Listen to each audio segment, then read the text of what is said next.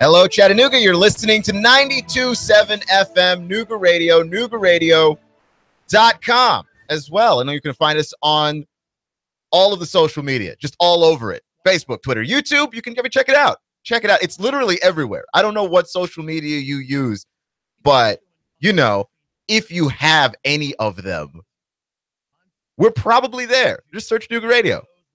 See what turns up. You're probably going to enjoy it. That's all I'm saying. I'm Keon Rose. This is Clutch with Keon Rose. The second game in the doubleheader. Following Sports Talk with Sam Jordan. So we're going to talk more about Tennessee and their coaching search because this story yesterday, I got a little upset yesterday because I read stories from the national media, and I know I shouldn't do that, but I do it anyway because it's a form of self-torture, and I don't know. I feel I deserve it as a sports fan, I guess, because I just consistently root for the Redskins and things like that. So, I know that there's a certain level of sports torture that I'm putting myself under, and that's just what it is. But I was reading stories from the national media, and they were treating Tennessee fans like they were somehow crazy for not wanting Greg Schiano to be their coach, right? And there are a couple of levels to this, right? Because one level is Greg Schiano has the Penn State connection, and nobody wants the Penn State connection, right? The Jerry Sandusky Penn State connection. That's not the Penn State connection that you want.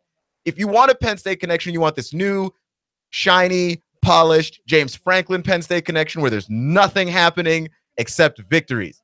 That's the one that you want. But Greg Schiano's not from that one. Greg Schiano's connected to the Joe Paterno, Jerry Sandusky. We're turning a blind eye to pedophilia. That nobody wants that connection at all, right? And even though it wasn't exactly proven that Greg Schiano actually did or didn't see and did or didn't report anything, the connection was there and it got made, and the Tennessee administration did not want any parts of that, which I completely understand because you wouldn't either. So they're put in a precarious position. The other part of it too is that do you really want Greg Schiano to be your head coach?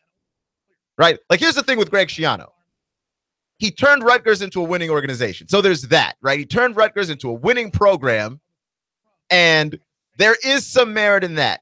Greg Schiano is also a man who has a reputation of making football miserable for the people who have to play it underneath him. And there is something to be said about not wanting that guy running your organization at all, right? Because it's fine when you're winning.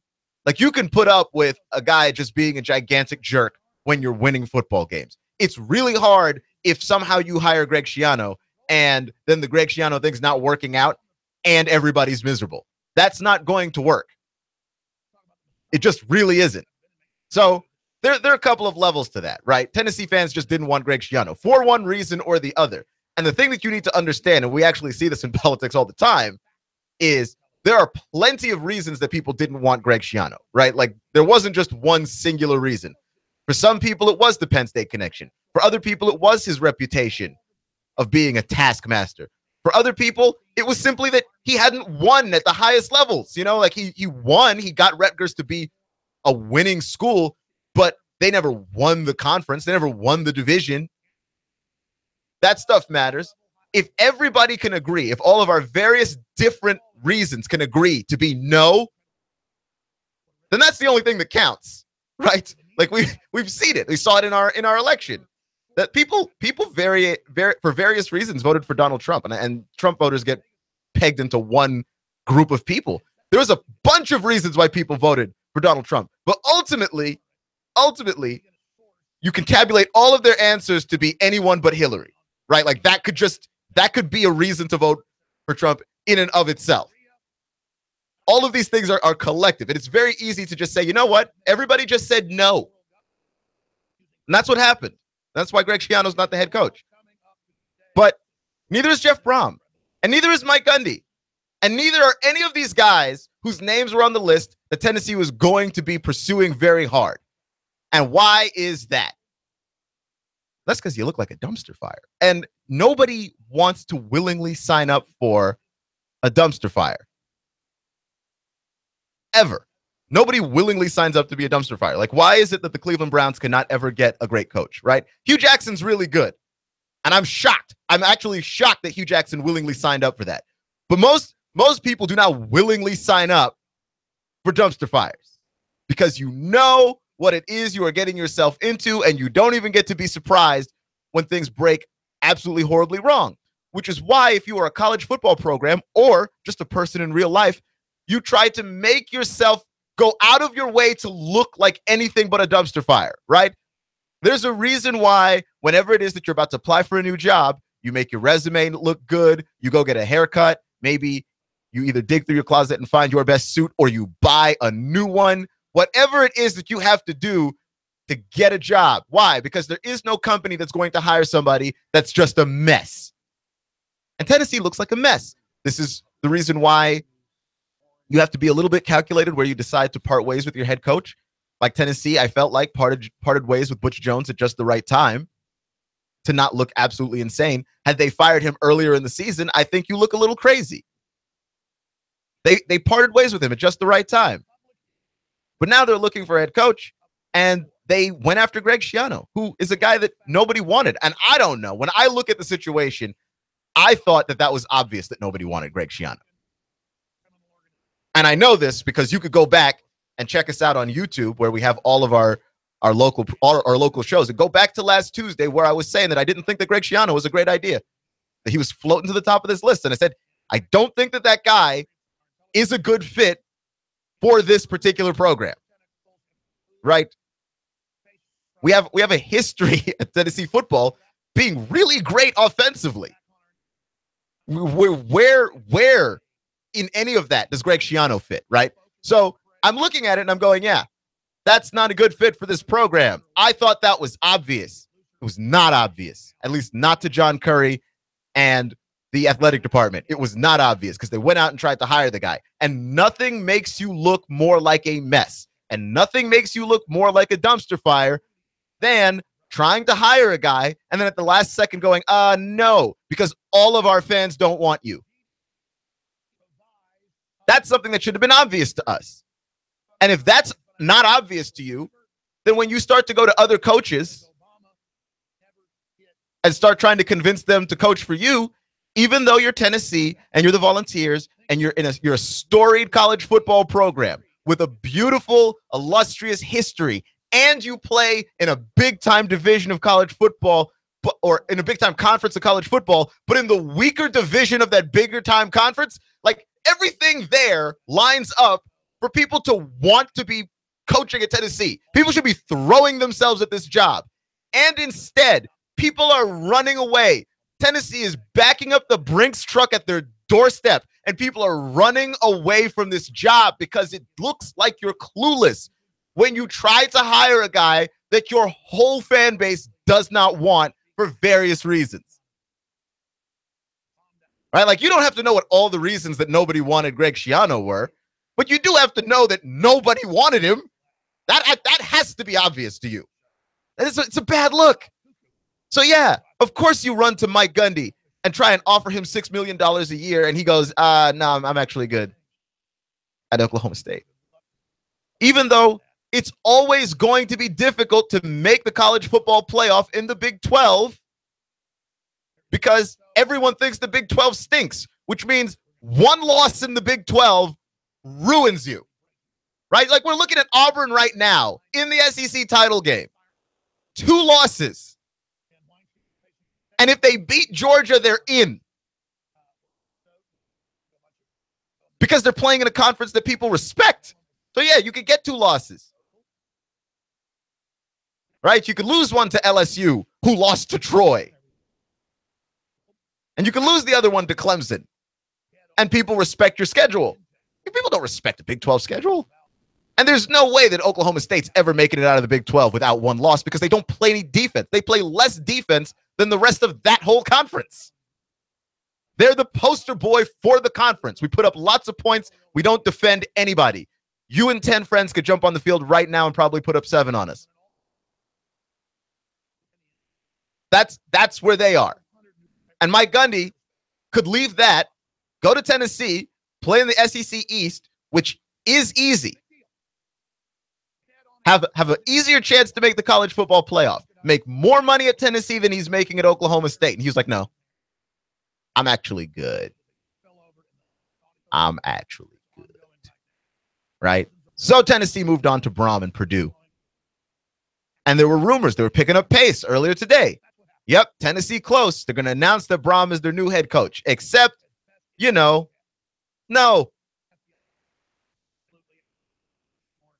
He said no. Or rather, he said he was out recruiting, right? All of these rumors that he was going to be Tennessee's next head coach didn't make any sense because he was recruiting. And what he was saying to recruits was, I'm not leaving Purdue. Now, we've had college football coaches do this before, right? Just say that they're not leaving and then actually leave. We've seen it with Brian Kelly in Notre Dame. He did it with Cincinnati, with the Bearcats. He was coaching there. And then Notre Dame came calling, and he said, no, I'm not leaving. Just kidding. I'm leaving. Like, Notre Dame just offered him an amount of money that he could not refuse, and then he changed his mind. We've seen this happen before, but somehow I'm actually convinced that Brom is sticking around at Purdue because Brom doesn't want any part of what this is. And somehow Tennessee has managed to turn being the athletic director of the Tennessee Volunteers into the worst job in America. Right? There's some garbage collectors out there that would disagree.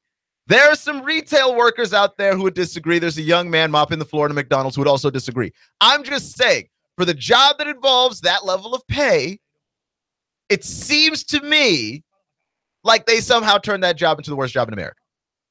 Because you're going up to college football coaches where the option of playing and coaching at your school is literally the best option that they have available, and they are perfectly fine saying no. This is problematic. Right? Like, this is absolutely problematic. Clutch with Keon Rose on Nooga Radio, NoogaRadio.com, 92.7 FM. This has to be absolutely problematic. Like, if you're Tennessee. What I want to know, though, is Tennessee trying to hire a coach in 2017. Is this the most SEC thing that ever happened? Because we know that sports are drama. Right?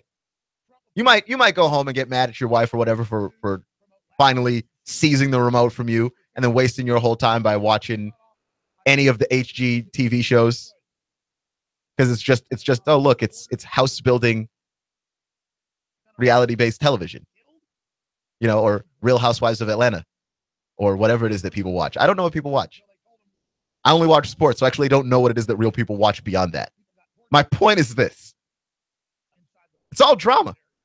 And nothing has proven that more than this. Like, when you watch sports, you're watching it for the drama too. You might be watching it for the games and for the great moments in the games. You're also watching it for the drama too. And the SEC has no shortage of dramatic moments. Arguably more dramatic moments in SEC football history than in any other kind of sport, any other league ever. Just drama is just manufactured here, right? Other people have dramatic moments, but like the SEC just manufactures drama. Is Tennessee trying to hire a head coach the most SEC thing that has ever happened? And I was thinking about it, and I went, there's a whole list of things, though. In this calendar year, we had the Hugh Freeze saga. That could easily make a run at being the most SEC story of all time, right? Like, that to me has to be, if you're going to make an NCAA bracket of these things, that has to be the overall number one seed, is the Hugh Freeze saga. Here's a man who's already being recruited for NCAA violations and possibly lying about those, then gets caught dialing a number to an escort service, right? He gets caught dialing that number on his school phone. And who is it that exposed him? Oh, it's the last head coach of that school, who he was blaming all the NCAA violations on. And who brought that information to the last head coach of the school? None other than rival school fan, a Mississippi State sports writer. Like, I just that in and of itself has enough twists and turns to have been an entire season of Lost. Like, just, it had all of it. Every single moment of drama. If that's not the most SEC story that ever happened, I actually cannot tell you what is. Not capable of it. Granted, I haven't been following the SEC for my whole life. And there are some people I know that cover the SEC that could easily pop up with some more stories off the top of their head. But that to me has got to be my favorite one. But How about the hiring of Nick Saban? Nick Saban was the head coach of the Miami Dolphins and had one terrible season as the head coach of the Miami Dolphins. At which point, Nick Saban decides, I've had enough of this. I'm going back to college football. But he can't say it. So Nick Saban spent a good chunk of time pretending and lying to the media and acting like he was not about to coach Alabama before he promptly coached Alabama. He even directly said to somebody in the camera, looked dead in the camera and said, I'm not coaching at Alabama. And then mere days later, I want to say not even 48 hours later, Nick Saban was up and coaching at Alabama and has been there ever since and has been so dominant there that we forget that Nick Saban once told people to their faces he was never going there. That could be the most SEC thing that's ever happened. How about the Ole Miss draft story, though? The draft saga from 2 years ago. Ole Miss is in a lot of these, by the way.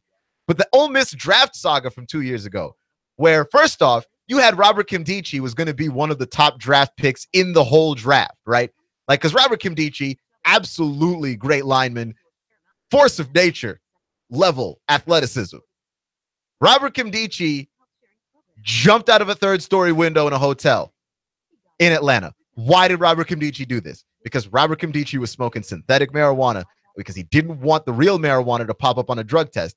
And the synthetic marijuana made him really paranoid, and he felt like people were after him, so he jumped out of a third-story window, which is a good reason, kids, to never, ever, ever do drugs.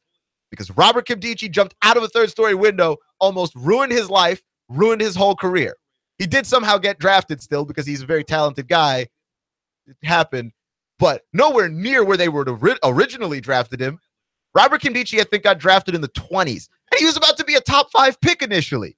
But obviously, the weed stuff scares you away. And then you've got Laramie Tunsil, right? The left tackle for Ole Miss, who was also taken in that same draft, and who on draft night had a text reveal that, oh, coaches were giving him money to help his mom pay her electric bill, which is, of course, illegal and against the rules. Also, a video leaked pretty much right before the draft started of Laramie Tunsil ingesting marijuana, allegedly, through a gas mask bong, which I almost want to applaud the creativity that it takes for that to even be a thing, but that could easily be up there with some of the most SEC stories ever.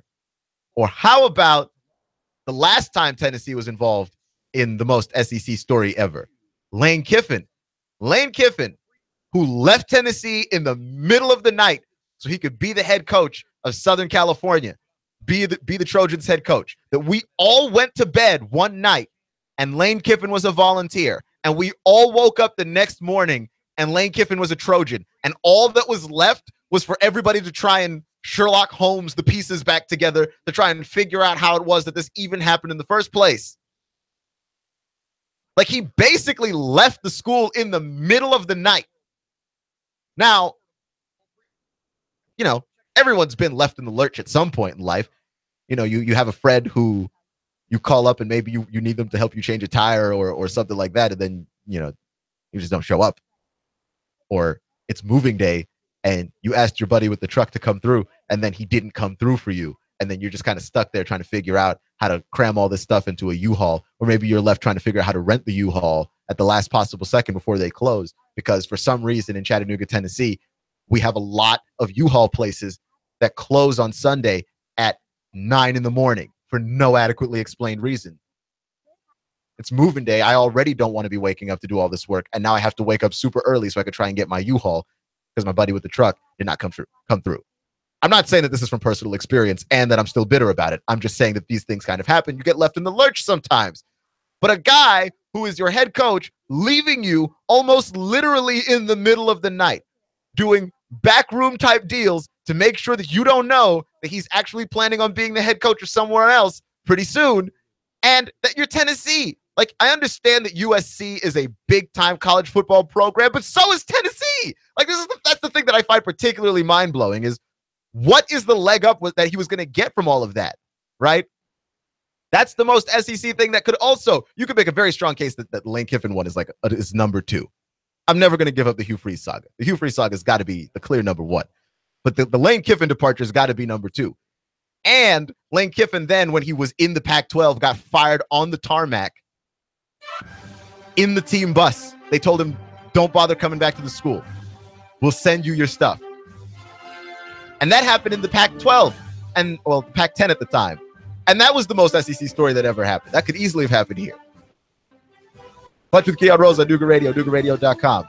Can Auburn beat Georgia again?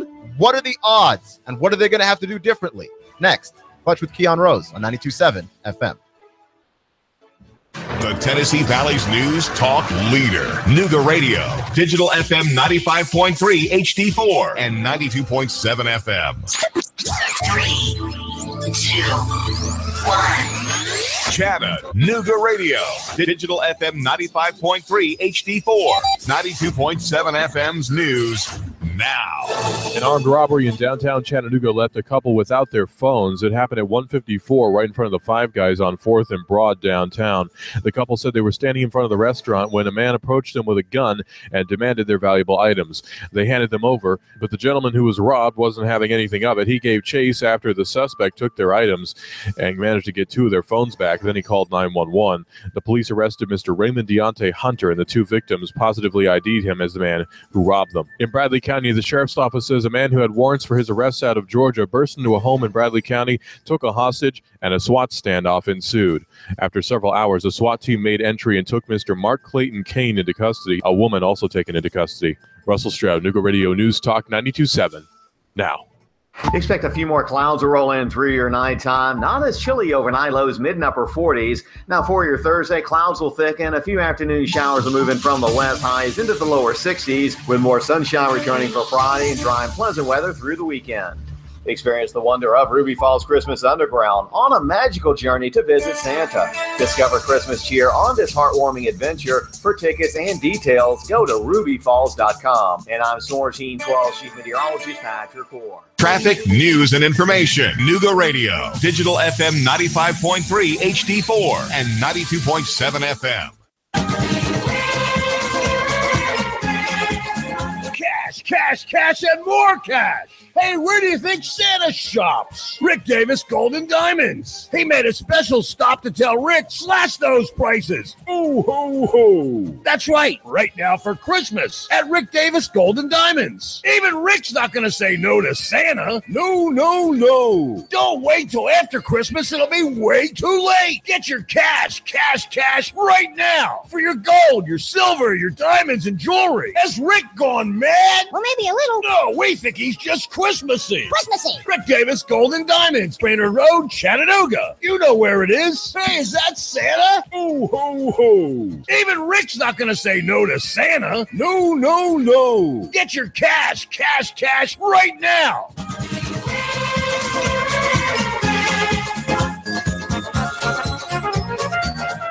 An automated nuclear missile defense system has suddenly entered into launch mode, and you are the only one who can stop it. Escape Experience Chattanooga. Your team has just been infected with a deadly virus. Your only hope? There, in an abandoned farmhouse. Escape Experience Chattanooga. Handcuffed in a maximum security prison, you have an hour to flee. Escape Experience Chattanooga. These escape scenarios and more at Chattanooga's best escape room game and team building platform. Call now. Slots are limited. Register online at escapeexperience.com/Chattanooga. Escape Experience Chattanooga. The Tennessee Valley's news talk leader, Nooga Radio, digital FM 95.3 HD4 and 92.7 FM.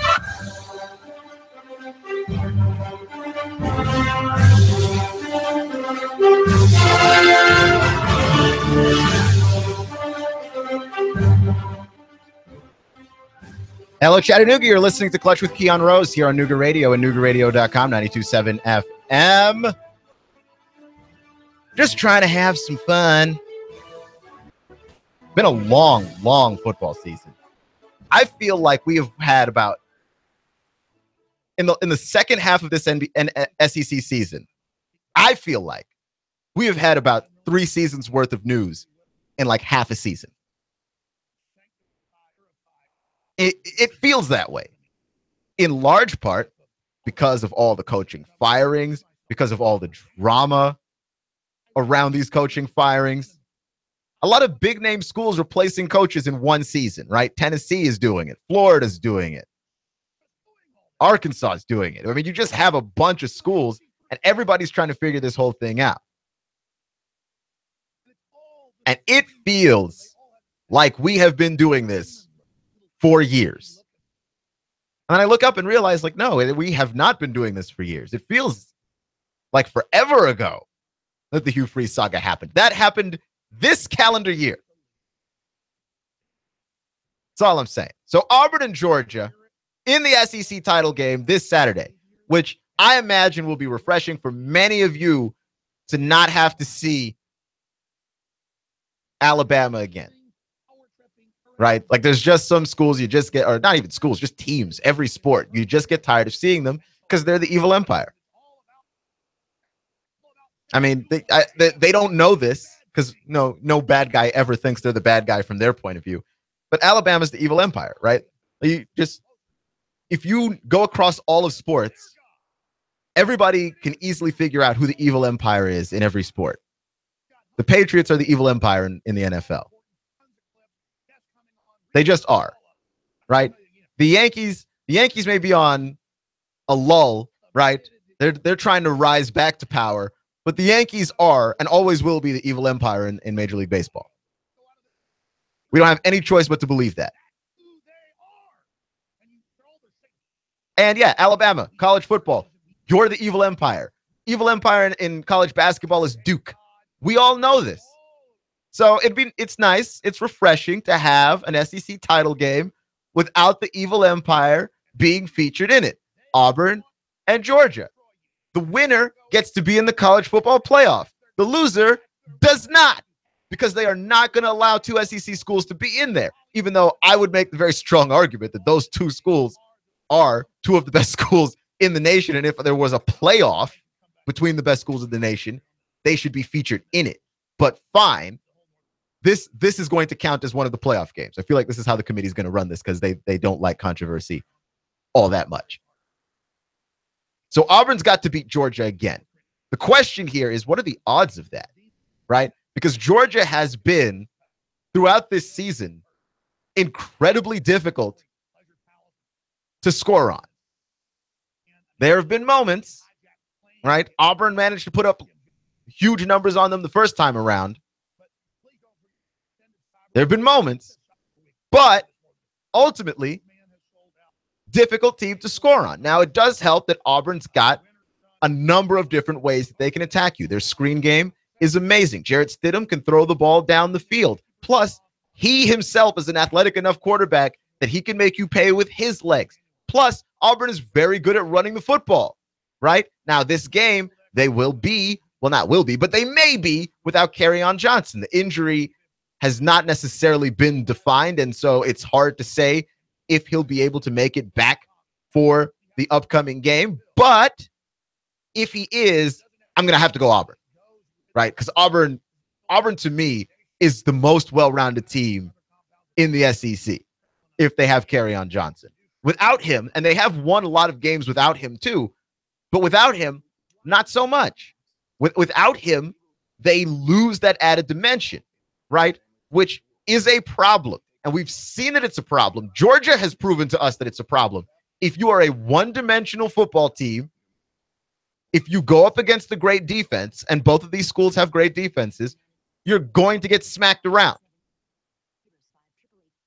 So the question is, has Jake Fromm evolved enough from the last time that they played Auburn 3 weeks ago? Because Jake Fromm, since that loss, has been throwing the ball a whole lot more. Georgia has been going to Fromm a whole lot more, almost in an effort to rush the development very quickly on Fromm. And I feel very comfortable saying that Georgia football wins or loses on Jake Fromm.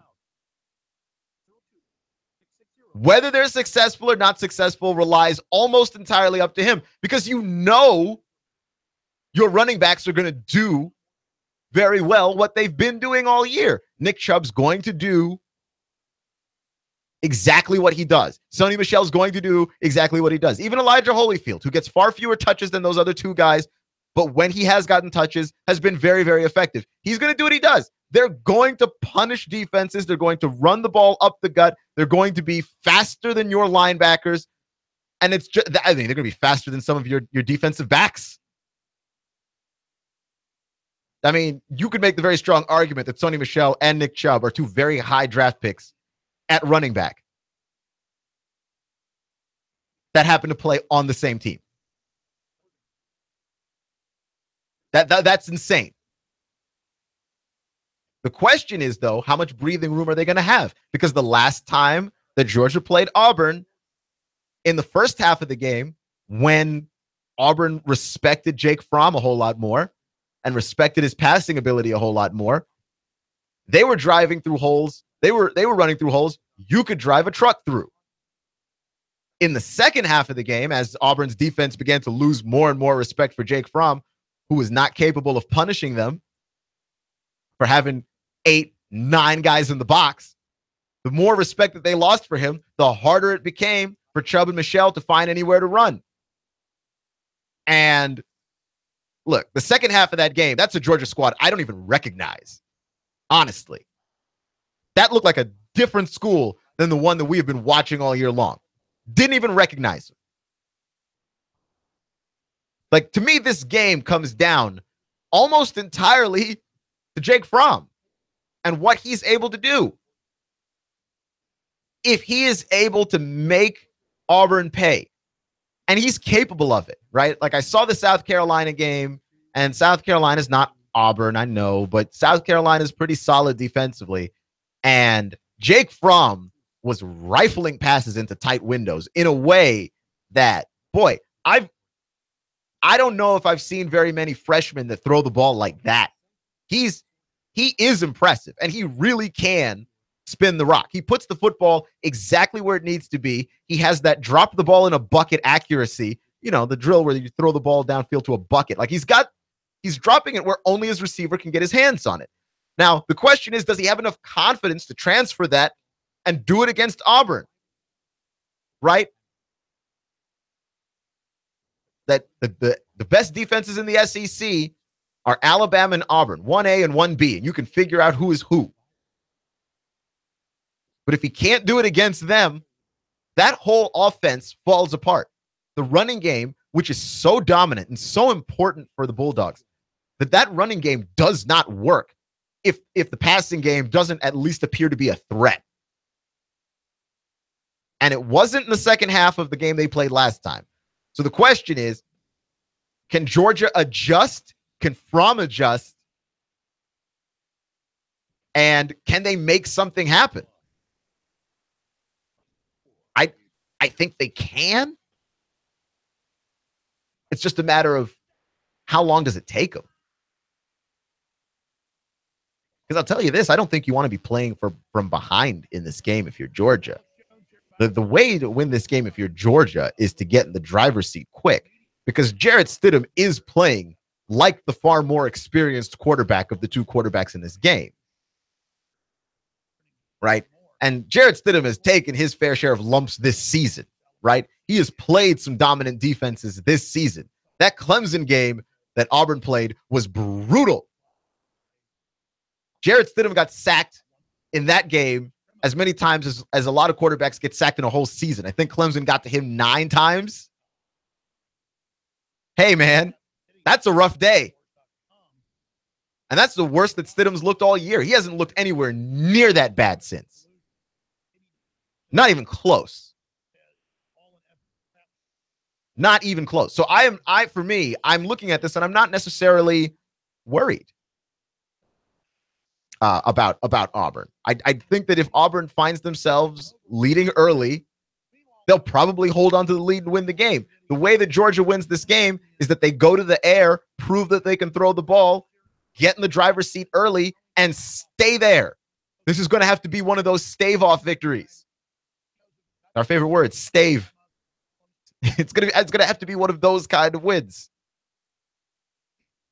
if Georgia's to win it. I think that Auburn has a fairly good chance of winning this thing a second time.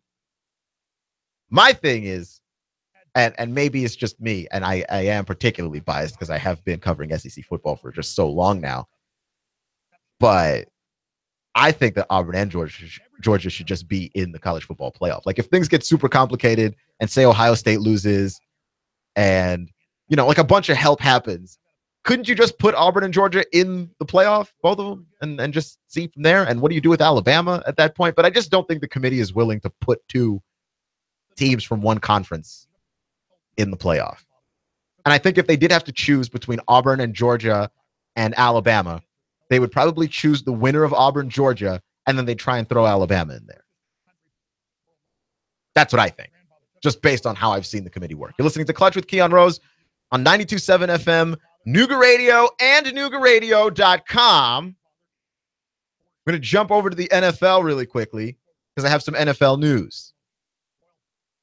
Eli Manning is getting the bench. He's being benched by head coach Ben McAdoo. Now, maybe not just Ben McAdoo, right? Like maybe a little bit of Giants ownership and front office. They've all sort of agreed that this is the direction that they want to go. Eli Manning's not getting any younger. But it is the end of an era. 210 consecutive starts for Eli Manning, who you have to acknowledge is the picture of health in football. Because that guy, for all the lumps that he's taken, especially this season, where they should just pay him a bonus for how much they've allowed him to be sacked. But the amount of lumps that guy's taken in his career, the fact that he's never, ever injured is impressive. 210 consecutive starts for Eli Manning. And so now you have to ask the kind of questions that we always ask whenever the end of an era is here, which is like, how good is Eli? Like, what's the Eli legacy looking like? Is Eli Manning a Hall of Famer? I don't think he's a Hall of Famer, right? And I have some friends that are Giants fans, and they're like, well, he's got 2 Super Bowl rings. What more do you want? Yeah, and you're a Giants fan, so you ought to know better than anybody else on this earth that who else has 2 Super Bowl rings who would never be allowed in the Hall of Fame. Jeff Hostetler. You think Jeff Hostetler gets to be in the Hall of Fame because he's got 2 rings too? I'm just saying, like, winning a Super Bowl is not the only way we decide whether or not a person is good. Like, is Eli Manning a Hall of Famer? No, he isn't. Like, Eli Manning was a really good quarterback, though. And I do think that the Giants are doing him a little bit dirty here in how they're going about this. This guy has been the one consistent part of your franchise for a very long time, right? And I don't want to say that Eli Manning's Super Bowls are lucky. That's not a good way of saying it. But I think serendipitous is a good word for it, because he was in the right place at the right time to give us 2 of our greatest Super Bowl memories. Because as I mentioned earlier in the show, the New England Patriots are the evil empire. And Eli Manning got to be the guy involved in 2 plays that absolutely slew the evil empire twice. Right? So the Eli Manning's career is particularly memorable. And I think when you're talking about, when you look back on his career, I think those moments in the minds of many people vault him higher, but he's not a Hall of Fame quarterback. I mean, you just look at the numbers. He's not a Hall of Fame quarterback. I mean, when the amount of touchdowns that you've thrown is very, very close to the amount of interceptions that you've thrown, the only way you get to be a Hall of Famer after that is to be Brett Favre. And in fairness to Brett Favre, a lot of those interceptions came much later in his career, because he just had a long career. Like, Brett Favre was a Hall of Famer well before the end of his career. It's not like it took him all 20 years in the NFL to make him a Hall of Famer. Brett Favre was considered a Hall of Famer like 12 years in. He just happened to play 8 more years. With Eli, you never got that sense, right? Like, you never got that sense 5 years in, 6 years in, 7 years in, this guy's destined for the Hall of Fame. And your instincts would be absolutely correct. And I understand that we have become a very analytics, numbers-driven society, especially a lot of us sports fans. But I do say in a lot of cases, trust your eyes. Your eyes lie to you sometimes, but your eyes aren't lying to you all the time. And the reason why it doesn't look like Eli Manning is not a Hall of Fame quarterback is that he's not a Hall of Fame quarterback. And the numbers will back you up on that. But he was involved in 2 very memorable Super Bowls. It's not like Eli Manning's career isn't the kind of career that you wouldn't want anybody to have. Like anybody would be happy with Eli's career. Most people would be happy with Eli's career. I don't feel comfortable putting him in the Hall of Fame with the greatest of all time. Because that's what you would be saying if you were to put him in the Hall of Fame. That the greatest of the great are here. He's not that. He's not that. He's a guy that's been good. He's been very good. Right? Like I would put Eli at above average. Above average, B-, which is not Hall of Fame territory. Right? Like that would be like me in high school and college ever being considered to be a valedictorian. No. I passed in school, right? Which my parents, sure, would they have loved a valedictorian? Yes. Yes, they would. They will settle for a guy that passed. Eli Manning passed. The issue here, too, is the Giants. Like, what do you do now? Like, what happens to Eli now? Where does he go? What does he do? Do you keep him? Is he still on your roster? Is there a team in desperate need of a quarterback? And we're looking at a lot of teams, by the way, in desperate need of a quarterback that could take a chance on an Eli Manning. Because I'm looking at a team and I'm going, they could use, I think the Jacksonville Jaguars could use an Eli Manning. Right? Like the Jacksonville Jaguars could use Eli Manning. And sure, you could tell me, why don't the Jacksonville Jaguars consider drafting a quarterback? They should do that too. But don't get me wrong. They should do all of those things. But this is a team that has built up decent wide receivers, right? Like I've seen Allen Hurns play, and I'm like, okay, this guy's pretty solid, right? They've built up. They got what's the name of the guy that they got from Denver at tight end? They've got a decent tight end. They've got a good offensive line. They've got a beast at running back in Leonard Fournette. They have just one of the best defenses in the league, a top 5 defense, right? Like when you're talking about best defenses in the league right now, you have to talk about their defense and what they have been. They have everything except quarterback, that every week they've got to trot out Blake Bortles. And the fact that Blake Bortles hasn't managed to sink them, I mean, think of what more they could do with a guy like Eli, who is like average. Blake Bortles isn't even average, and they're 7-4. Like, think about this. Blake Bortles is not only not average, he is an actively terrible quarterback. And they're 7-4. Like next year, if you're the Jaguars, you really want to strongly consider picking up a wide receiver, adding Eli Manning, and yeah, draft a quarterback, and then have that guy sit behind Manning and learn. I think that's a very good fit for Eli. Plus, he'd be reunited with Tom Coughlin. Tom Coughlin in the front office in Jacksonville. It's a perfect fit. I just realized that. He would be reunited with Coughlin, his boy. Come on, man. Like, that's a great fit right there. I just don't think that he can stay in New York, though. Not really.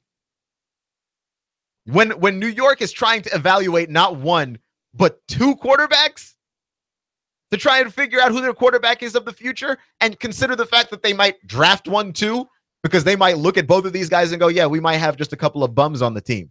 They have Geno Smith, and we know Geno, right? Like they're going to evaluate Geno like we don't know Geno. We know Geno. He ain't good, all right? We got 2 years of New York Jets tape on Geno Smith. Guy's not good. We're going to evaluate Geno. And they drafted Austin Davis in the 3rd round of the draft. Very hard to come up with a good quarterback at that point in the draft. Some teams are capable of doing it, right? Like Russell Wilson showed up there. Dak Prescott showed up around there. Kirk Cousins showed up around there. So you got some starting NFL quarterbacks that showed up in that part of the draft that might work. Plus, Austin Davis came from Cal. If you put him in the right system, maybe it works out because you're looking at what's going on with the Rams and their quarterback who comes from the same place. You're like, okay, maybe you can put something together here that maybe works a little bit. But I'm going with the odds. Statistically, you draft a quarterback in the 3rd round, especially in this modern NFL, and it ain't working out for you. It really isn't. So I'm not necessarily a huge proponent of that. Clutch with Keon Rose here on Nooga Radio, 92.7 FM. I don't know what you do if you're them. Also, Lonzo Ball update. I'm jumping to the NBA now. And the reason why is because, I don't know. I spent a lot of the offseason talking about Lonzo Ball in large part because of his father, LeVar Ball. And it was the summertime. And there wasn't a whole lot to talk about in the summertime because, as you all know, it is the summertime. And LeVar Ball was just always saying stuff. So he just kept getting covered, not just by me, by everyone. Everyone just had something to say about LeVar Ball, right? Like LeVar Ball managed to provoke the president. Donald Trump, who is, provocateur in chief, Donald Trump was king provocateur before he was the president. Right? Like nobody got under Trump's skin, really, because that was his job. He got under your skin. And LeVar Ball managed to do it. LeVar Ball managed to get under Donald Trump's skin. LeVar Ball gets himself talked about by everybody because he's just good at it. That's his thing. He's just really good at it. And he talked up Lonzo Ball and he talked up his son. And he said specifically that his son was better than Steph Curry, better than an MVP and world champion basketball player and best three-point shooter in the NBA, in the history of the NBA ever. And currently, Lonzo Ball, LeVar Ball's son, is dead last in field goal percentage. He's dead last in three-point percentage, and he's dead last in free throw percentage. In all the ways that you can shoot a ball and put it in the basket, Lonzo Ball is last in all of these categories. Dead last. The young man is dead last. And I'm not rooting against Lonzo, by the way. I hope this turns around for him. I don't really root against people I don't know like that. And he doesn't come off as a bad guy or a it's easy to root against LeVar. It's harder to root against Lonzo because he seems like a good kid. His dad's a loudmouth. But I'm just saying, there's a far gap between Steph Curry, the greatest shooter of our times, and Lonzo Ball, who's statistically dead last in every category of shooting. He is behind centers in free throw shooting. He's behind Drummond, who is bad. He is behind DeAndre Jordan, who is worse. He's shooting below 50% at the free throw line. That's horrific. So I thought I'd give you that update because you needed to know. Clutch with Keon Rose on Nooga Radio, NoogaRadio.com on 92.7 FM. Remember, folks, it's not how you start, it's how you finish. Stay clutch, and I'll see you all in 24 hours. 95.3 HD4, 92.7 FM. 3, 2, 1. Chattanooga Radio. Digital FM 95.3 HD4, 92.7 FM's news now. An armed robbery in downtown Chattanooga left a couple without their phones. It happened at 154 right in front of the Five Guys on 4th and Broad downtown. The couple said they were standing in front of the restaurant when a man approached them with a gun and demanded their valuable items. They handed them over, but the gentleman who was robbed wasn't having anything of it. He gave chase after the suspect took their items and managed to get two of their phones back. Then he called 911. The police arrested Mr. Raymond Deontay Hunter, and the two victims positively ID'd him as the man who robbed them. In Bradley County, the sheriff's office says a man who had warrants for his arrest out of Georgia burst into a home in Bradley County, took a hostage, and a SWAT standoff ensued. After several hours, a SWAT team made entry and took Mr. Mark Clayton Kane into custody, a woman also taken into custody. Russell Stroud, Nooga Radio News Talk 92.7. WBLZ HD4 Ottawa, W224AZ Chattanooga, 92.7 Digital FM 95.3 HD4 Chattanooga. CBS News. I'm Dave Barrett. Sexual misconduct with a colleague has cost